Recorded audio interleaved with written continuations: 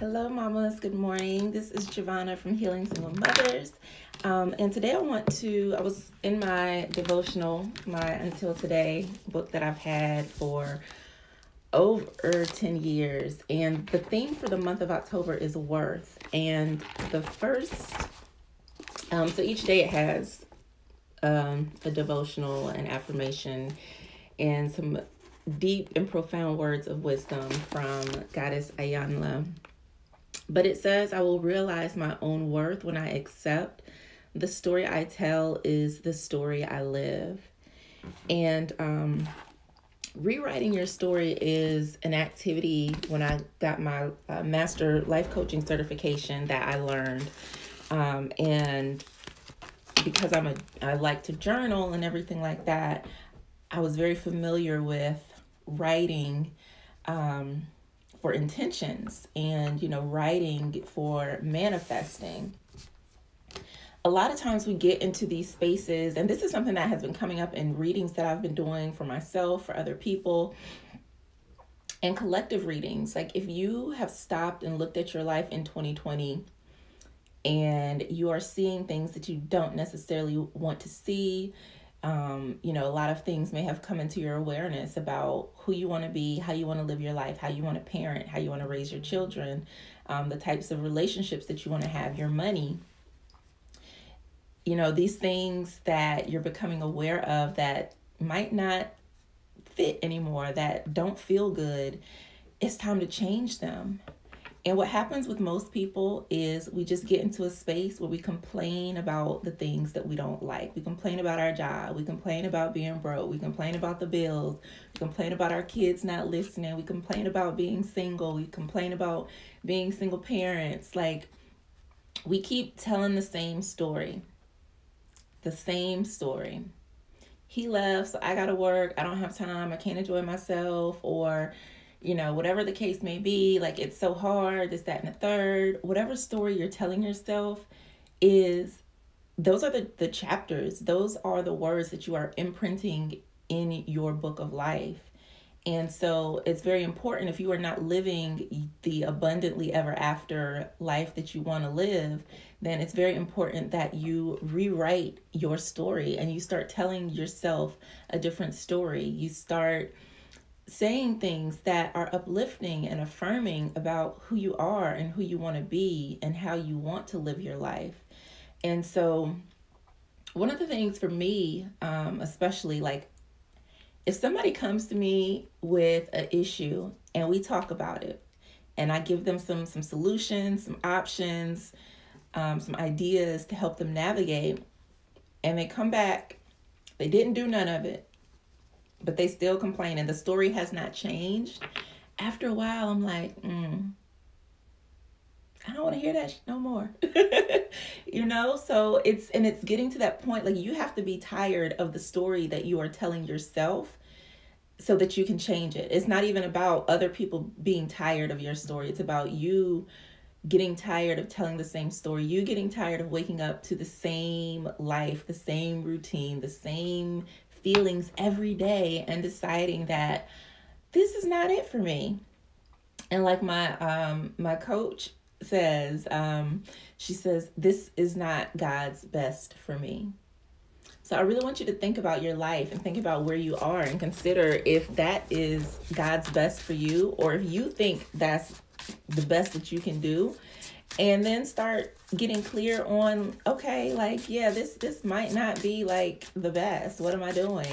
And then you start figuring out what is the best for you. And that's something that I'm going to be working on with the women who join me in the Healing Single Mothers community that will be launching in November. I'm so excited about that, because I really wanted to create a space where I can share my gifts, my expertise, my knowledge and experience to help other single mothers to heal their pain, to grow personally, spiritually, and to really start to live their abundantly ever after. So I want to pull a few cards here as we sit and think on, like, how can we rewrite our story, and what message is there to support us in that. And I'm using my Manifesting deck created by my dear spiritual guide and coach, Goddess Abiola Abrams. I really love working with this deck because how it's created through phases of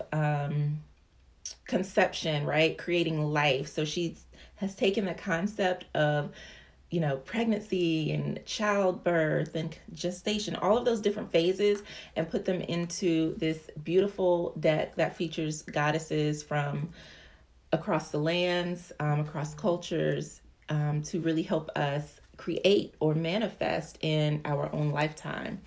So often when I do, just live readings like this, I'll use this deck. Sometimes I use tarot decks, my Connected and Free Oracle. It just kind of depends on what's near me, but this deck is definitely my go-to for healing single mothers. So I'm going to pull a few cards here and see what comes up on this theme of, rewriting our story and shifting things. And the thing is, right, because we are ending this year, and this year has been, ooh, I like it. This year has been quite intense. It was a very transformative year, but not an easy year for many. And so if anything, this year has shaken many people to their core to realize, like, something's got to give. And if that's you, then you're in a good place, because now you have that awareness that I don't like this and I want to change. And now that you know, like, yeah, you have the power to rewrite your story. You have the power to start telling yourself a different story. So like, my family isn't the most supportive, but rather than continuing to live that story, like, I had to go back and reshape how I viewed certain things so that it no longer had an impact on me. And it's a very powerful practice to do so, and it can definitely change things for you. So I pulled a few cards, and the first thing I think is beautiful. It is Asaya, having a voice. And this is all about, again, our words having power. So the things that you're saying, the things that you're writing, the things that you are speaking over your life is what you're creating. So if you're seeing things that you don't want to see, think about, what are you saying about yourself, about your life, and how can you change the narrative? That's, again, going back to the whole rewriting your story.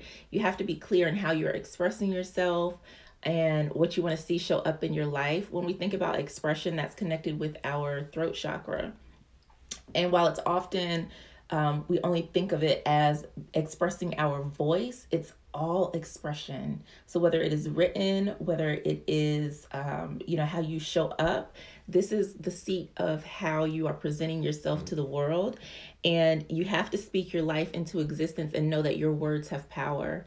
I shared on my personal page this book. It's, I can't think of the name of it, but it's all about how, when you start to write with intention, you can start to manifest through your writings. And that's something that I want to deepen my practice of. So I'm exploring that more. But your words have power. That's why affirmations and, positive, uplifting quotes are so important. The things that you're seeing and taking in are extremely important, as well as the things that you are saying about yourself, about your children, about your life. Because what you speak, what you say, the story that you continue to tell yourself is what is going to manifest in your life. So the things that you are seeing in your life now are things that you, on some level, have created for yourself. In this moment, if you are in a space where it is challenging, then you must have compassion with yourself. Have compassion for where you are right now. Be gentle with yourself and have grace, and know that, yes, things can and will change, and it's okay to be where you are. You are where you're supposed to be, but now you can start to shift out of where you are. And a lot of times where we get and the stories that we tell ourselves, we tell them because we know them. We've become extremely comfortable with them, and they've become part of our identity, and that's why it's so hard to let them go. I remember identifying as someone who was an abuse victim, because I had been in a domestic violence situation, and that was my story. And then after a while, I had to let that go. I was like, no, I'm not a victim of abuse. Like, I'm a survivor. I survived that. So I shifted the story out of victimhood to where I still felt wounded. I felt damaged. And then I stepped into my healing and my empowerment and saying, like, I got through this. I survived this. This no longer has control over me. So it goes back to the stories that we tell. But while I was still in that place, like, oh my gosh, like I was a victim of abuse, I had to have compassion with myself. I had to have understanding and know that, yes, like this is the place that I'm in. It doesn't make me a bad person. It doesn't make me broken or damaged. This is just where I am right now. And we have to give ourselves love in each moment. Love ourselves enough so that we can allow ourselves to grow and expand out of what has become comfortable to us. So definitely have some compassion with yourself. And that is what's going to allow you the confidence and the courage to step into the unknown and start a new story for yourself, which is what we have here. Ayurveda, the unknown. The unknown. That is so scary, to leave what you know or what you think to be true and to create a new truth about yourself and about your life. But the beautiful thing about the unknown is that when you are using your words and your voice to create a new script, and you are infusing it with love and compassion, you know where you're going. You're able to co-create with the divine. You're able to help your steps along the way. And I do believe that there is more and that there is better. And that's why I'm always talking about living abundantly ever after. And when we start to tell ourselves a new story, then God can send in those blessings. He's like, I had your steps ordered, but you were back there. You didn't want to see this path that I laid out before you. But now that you're starting to tell yourself a new story, you're going to start to see new opportunities align. You're going to start to see new doors open. Other doors might close, but new doors are going to be open that are aligned with the path that God wants you on, that Spirit has ordained for you, for your life, that's going to be filled with love, with abundance. And you have to step into the unknown. You have to be open and willing to go in and to receive something new. And to do that, we have to let go of the past. And that's where a lot of people get stuck. They continue to go back to the past because it's familiar, it's comfortable. Even if it's not nice or good, the past is familiar, and we know how to navigate the places where we've existed. We don't know how to navigate the new places. Like that's kind of scary. Like, you want me to leave what I know behind and do something new? That is scary. And that's why it's important to have support so that you can be supported, have a team of people that you can go to and say, oh my gosh, I'm doing this and it is scary. And they're like, it's okay, girl, you've got this. You can do this one step at a time. So I'm part of a mastermind group, or a couple mastermind groups, and it's just been so helpful to be able to go into these spaces and say, this is what I'm working on, this is what's happening, and to be held and to be seen and to be supported, which is another reason why I'm creating a group for single mothers, so that you can have that same energy and that same support as you are embarking on your journey of healing and thriving. And so when we get into the unknown, it's a space of nurturing. And it's a space of nurturing because we do have to tend to ourselves. We have to take care of ourselves, because if we don't, that fear and just navigating that area can throw us off, and we can run back to those old stories. And so when you're stepping into the unknown, that's definitely a time where that compassion and love needs to be filled in so much more. That's a time where you really have to love on yourself.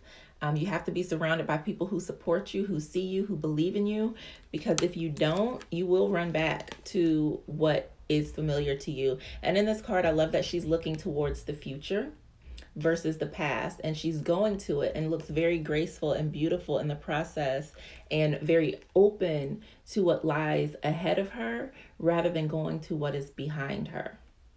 Because what is behind us can no longer serve us. We don't need to exist there, but we can carry the lessons that we learned from the past with us so that we don't make the same mistakes and start to repeat the same cycles.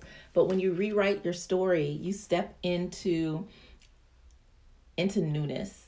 And I mean, so many doors will open up for you when you rewrite your story.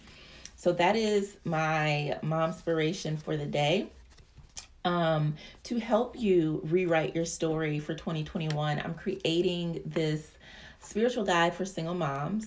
And right now you can get the bonus for 2020 if you sign up for my mailing list at healingsinglemothers.com/dear-mama.